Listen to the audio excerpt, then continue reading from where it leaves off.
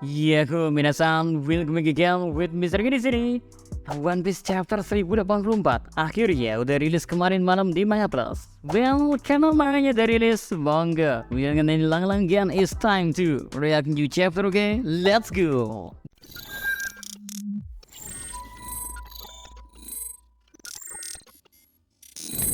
Guys, judul chapter 1084 versi resminya atau versi manga plus ya, kasus percobaan pembunuhan terhadap Celestial Dragon. Well, seperti pada judul, di chapter kali ini kita bakalan balik lagi ke momen yang terjadi di Marijua. Tepatnya di saat keributan yang melibatkan Shirahoshi dengan Saint Carlos. Pokoknya atas apa yang terjadi kepada si Carlos nanti, insiden itu dianggap sebagai percobaan pembunuhan kepada Tenryubito. Atau mati juga gak apa-apa sih. Sementara itu di chapter terbaru ya, kita dikasih color split yang memiliki tema karakter wanita One Piece yang sedang bermain di laut. Makanya di sana kita bisa melihat banyak nama, mulai dari Nami, Vivi, Hancock, Reiju, sampai ke Ulti yang sedang menikmati lautan bersama-sama. Well, gak terlalu ada hal yang bikin kita penasaran sama color split kali ini ya. Atau menyimpan semacam clue lah. Selain pakaian nama yang terdapat kata Queen yang mana berhubungan dengan cover dari Weekly Jump yang bertepatan dengan gambar Luffy yang memegang sebuah tengkorak dengan tulisan King.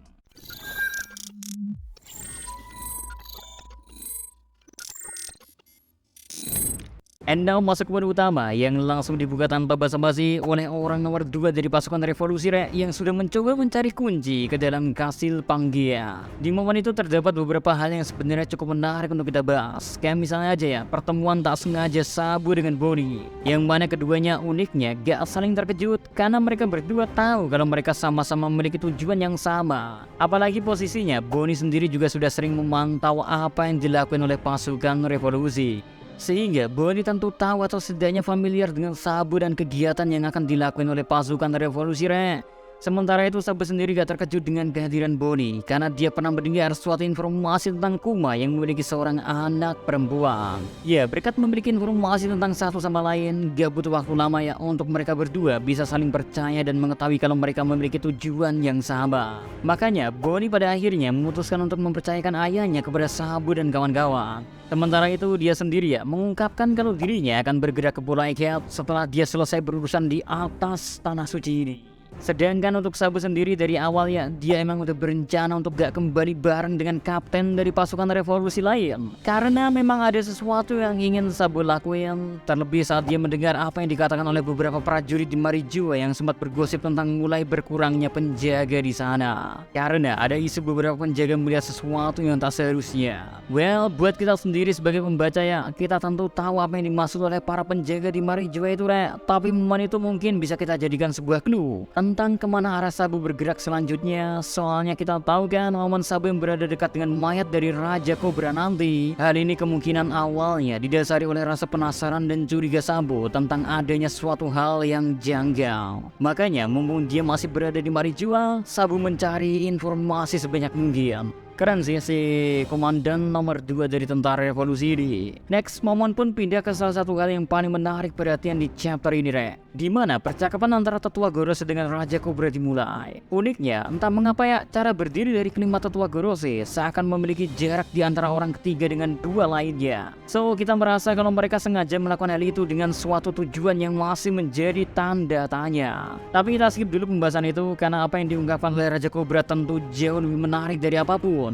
Yaps, terungkapnya satu nama lagi yaitu Queen Lily yang menjadi perwakilan dari keluarga Nefertari yang ikut tergabung dalam 20 kerajaan yang melawan kerajaan kuno terdahulu. Guys, di sini terungkap kalau pertama ya, nama dari Queen Lily ternyata ikut dihapuskan dari sejarah. Sehingga Raja Cobra sendiri aja gak bisa menemukan satupun catatan yang menyebutkan akan keterlibatan leluhurnya itu. Hal ini tentunya berhubungan dengan pilihan dari Queen Lily yang menolak ajakan untuk menjadi Tenryubito dan malah memilih kembali balik lagi ke kerajaan Alabasta. Sehingga mau gak mau ya, tentunya pemerintahan dunia di bawah perintah dari Im-sama memutuskan untuk menghapus nama Lily. Makanya Raja Cobra gak bisa menemukan satupun catatan sejarah tentang leluhurnya itu. Kedua, seakan sudah mengetahui apa yang akan dilakukan oleh ke-19 kerajaan lain, Queen Lily yang dulunya menjadi bagian dari aliansi itu ya, dia memutuskan untuk menulis sebuah surat yang mana surat itu menjadi hal yang harus dilakukan oleh pewaris tahta dari keluarga Nefertari. Well, buat hal ini ya, Mr. Q udah bikin satu konten yang bakal ngejelasin sebenarnya apa yang ditulis oleh Queen Lily untuk para penerus tahta. Pokoknya singkatnya, hal itu berhubungan dengan batu poneglyph yang ada di bawah makam dari kerajaan Alabasta, yang mana kita ngerti kan batu itu menunjukkan lokasi dari senjata kuno Pluton.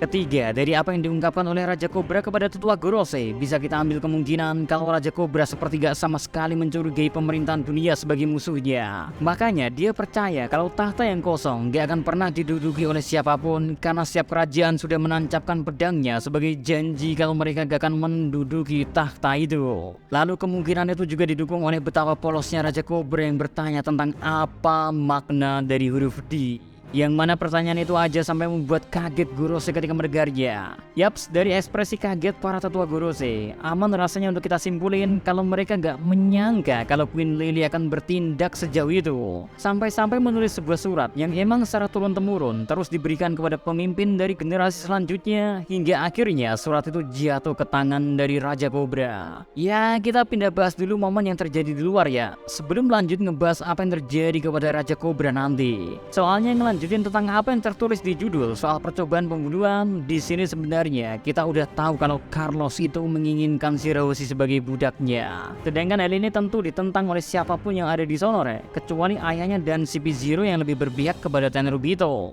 Tapi pada akhirnya dengan izin dari Saint Mosgard, Sai dan Leo yang udah murka melihat itu semua, keduanya menghajar Saint Carlos seperti apa yang pernah dilakuin oleh Our Bakasencho, tapi dengan versi yang lebih parah. Gak pemimpinnya, gak pengikutnya, armada besar dari Luffy juga gak kalah gilanya, karena mereka berani menghajar Tenryubito tanpa ampun, padahal mereka harusnya udah tahu ancaman dari melakukan hal itu. Akan tetapi seperti yang dikatakan oleh Saint Mosgard, kalau para bajak laut bakalan bisa kabur dengan lebih mudah. Jadi meski nantinya mereka bakalan diincar habis-habisan, tapi kemungkinan malah hal inilah yang bakal bikin armada besar dari Luffy nantinya bersatu. Sekaligus hal ini juga yang menjadi alasan mengapa Angkatan Laut akan mengincar armada besar Luffy ke depannya. Simpelnya buat yang ingat, karena Mosgard bilang dia yang akan bertanggung jawab atas apa yang terjadi di sini.